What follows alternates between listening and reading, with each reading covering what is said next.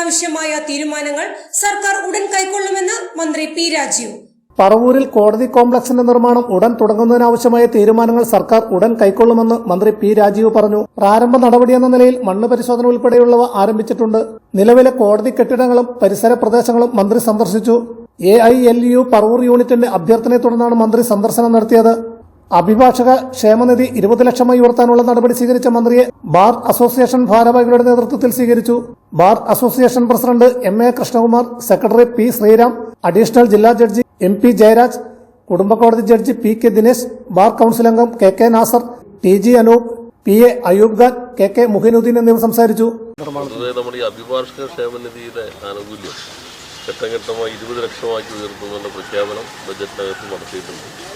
അതിൻ്റെ ഭാഗമായിട്ടുള്ള ബില്ല് അത് ആക്ട് അമെൻഡ് ചെയ്യേണ്ടതുണ്ട്. അതിനുള്ള ബില്ല് മന്ത്രിസഭയുടെ പരിഗണനയിലേക്ക് വരികയാണ്. അപ്പോൾ അതിവേഗത്തിൽ അത് സംബന്ധിച്ച് തീരുമാനമെടുക്കാൻ കഴിയുമെന്നാണ് പ്രതീക്ഷിക്കുന്നത്. അപ്പോൾ അതിൻ്റെ ഒരു സന്തോഷത്തിലാണ് അഭിഭാഷകരെല്ലാവരും. ക്ലർക്കുമാരുടെ ബില്ല് നേരത്തെ തന്നെ ക്യാബിനറ്റ് ഭേദഗതി ചെയ്തിരുന്നു.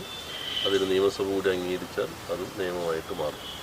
പറവൂർ കോടതി കേരളത്തിൽ ഏറ്റവും പഴക്കമുള്ള കോടതിയാണ്.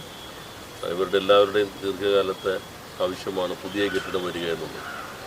അതിൻ്റെ ഭാഗമായിട്ടുള്ള എല്ലാ ഇടപെടലുകളും സർക്കാർ നടത്തി.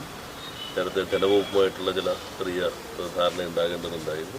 അതിനകത്തും എല്ലാവരുടെയും സമ്മതത്തോടു കൂടി നമുക്ക് തീരുമാനമെടുക്കാനായിട്ട് കഴിഞ്ഞു.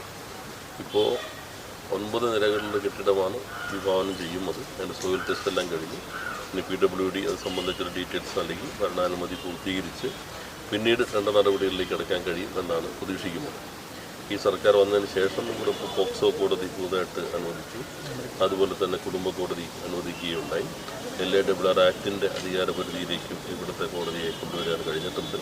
അപ്പോൾ നല്ല രീതിയിൽ ഈ സംവിധാനത്തെ ഉപയോഗപ്പെടുത്തണമെങ്കിൽ പുതിയ കെട്ടിടം വേണമെന്നുള്ളതാണ് ഇവരുടെ ആവശ്യം.